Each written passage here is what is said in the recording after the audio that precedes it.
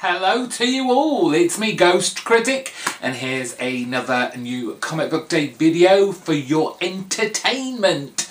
This week was a lot healthier, at least for my pull list. I have 9 books to get through by this Sunday, which I'm sure I'll manage. So that's exciting stuff, and I'll be showing you what I've picked up in just a few minutes. But first, let's have a look and see what's been going on with this channel over the last week. Sunday, yes, you got your comic book review video, as you always do. Thank you to everyone for watching that. But you also got a haul video too. I've been to Wolverhampton, popped into a kind of collectors of toys kind of shop, which had some comic books in the back, and I showed what I got. All X related, which I didn't realise until I got home. So if you've not managed to watch that yet, pop over to the last couple of videos and check those out. And of course, Friday I put up the second episode of the Softlands podcast, where I am going through every single issue of my favourite run of all time, The Sandman. Thank you to everyone who's still supporting that.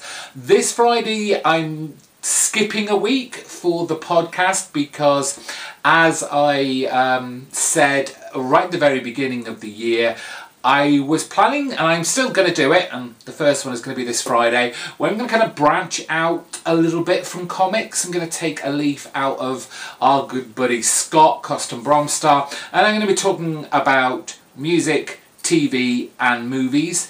And I'm sure there'll be a few comic books thrown in as well. But basically it's what I've been listening, watching and reading over the last month. And I'm going to do one the last Friday of every month. So it'll be kind of a little overview. Hopefully it will be interesting enough to people who don't just read comic books and might want to listen to what I'm listening to, or might want or be interested in what I'm watching, or you've got some thoughts and opinions. Hopefully you will enjoy that, so look out for that this Friday.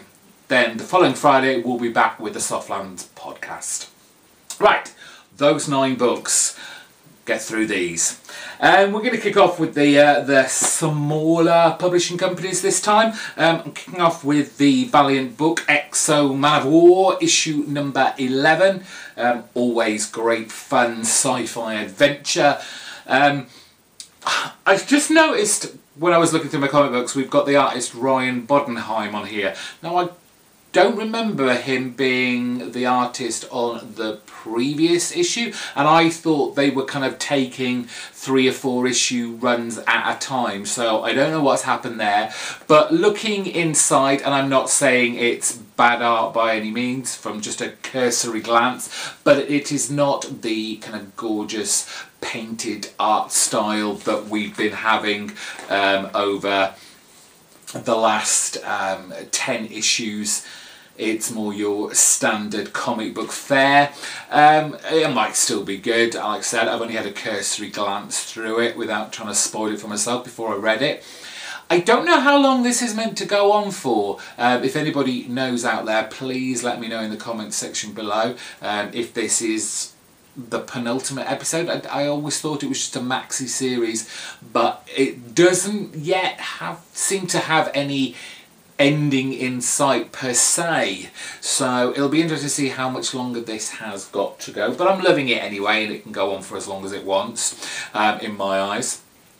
One book that definitely is finishing very soon is Matt Kint and Charlene Kint's Department H. This is issue number 22, which has the wonderful always the double spread cover front and back. And it's just been great. The tension is building. You can feel the climax coming. The kind of cliffhanger at the end of last issue was, you know, they're stuck kind of halfway between the ocean bed and the surface, but they've only enough air really to send everyone, but I think it's one person. So I think there's going to be some heated debates and arguments about who's going to be left behind. But great stuff. On to the Image books, a nice welcome return to Marjorie Liu and Sana Takeda's Monstrous. This is issue number 13, and I can quite forgive them for being away for so long, because Sana Takeda is illustrating all this, and her art is so wonderfully detailed, so fantastical. As I said in previous reviews of this book, it's kind of got this steampunk-esque fantasy element to it. All I remember from the last story arc was them being at this island of bones, and another book feeling very Conan-esque, but throwing in all sorts of fantastical elements, which is right up my alley. I lapped this book up. We'll see where Marjorie Liu is going to take us with the next story arc. Just the madcap craziness of the Maestros from Steve Skroce and Dave Stewart. And it's just been a crazy ride, and we're only the 4th issue in, but we have our young boy here, obviously grown up now, but he's inherited his magical father's kingdom and become all powerful and omnipresent, but there are people who are just basically taking advantage of him, stabbing him in the back, but it's been just a joyous riot of vulgarity, violence, and just hilarious throughout. So really having a lot of fun with that book. Finally, for the Image comics, this is the final story arc for Black Science, issue 34. Again, this is another of those books where I wonder, or I've read somewhere, or I recall that this has a final end, and it is in sight. So again, if anybody knows when it is actually ending, or wants to remind me, because I've read it somewhere, it probably might have been from the comment section, but you're going to have to remind me. But fantastic stuff. If we're talking great artists, I mean, Matteo Scalero has been just doing fantastic work in this. Hopefully you can see that gorgeous full page spread there. It's just fantastic.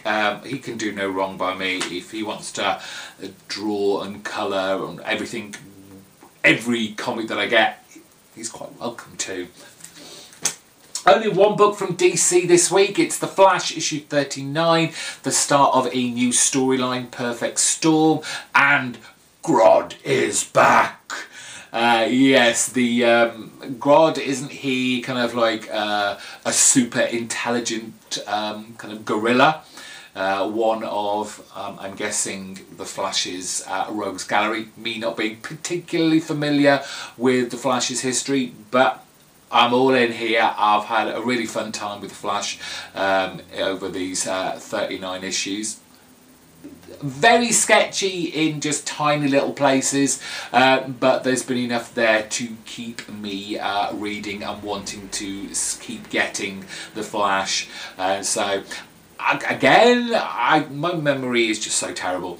I kind of get the back of my head that I've read that this is a big deal, this storyline. It's leading into something huge for the Flash, so I'm interested to see where our Perfect Storm is going to take us.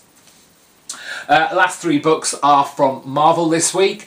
We're kicking off with Chip Zdarsky's Marvel 2-in-1, The Thing and The Human Torch, and it was so much fun. The first issue had a riot with it, and just felt, I mean, one, it was great to have at least half of the Fantastic Four back in a book, and second, it just felt fun. It was back to the old days of the Marvel 2-in-1. I think I said when I first talked about this, I didn't believe it was going to be able to capture the full flavour that was the Marvel 2-in-1s from the 70s and the 80s, where they were not necessarily throwaway stories, but they were very much a kind of done-in-one deal.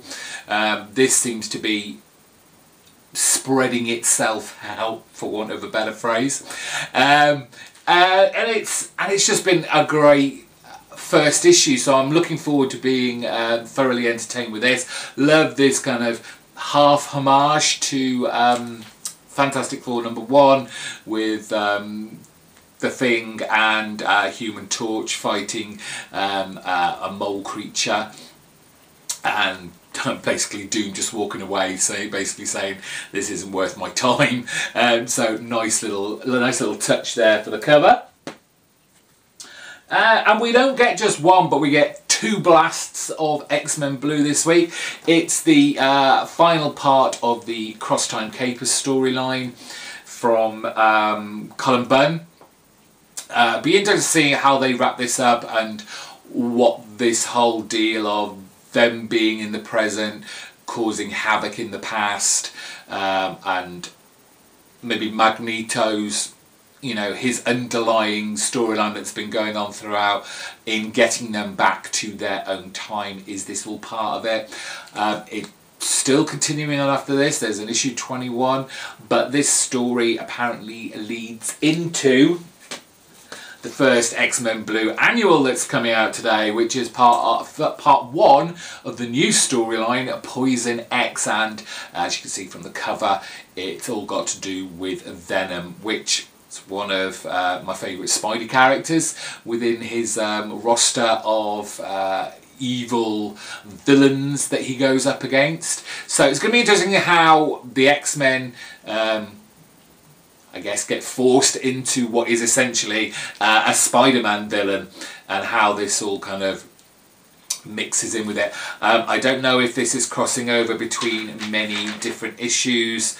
Just looking at the back, it's in X-Men Blue 21, it's in Venom 162 and 163, and X-Men 22, which is part 4. So I don't know, we'll see what those weeks are like when this Venom title's out, and even if my comic books will stock it or not. I don't know if he gets any to put on the shelf, because he's basically, my shop is now basically buying, they're not basically overstocking anymore. They will buy what people are ordering.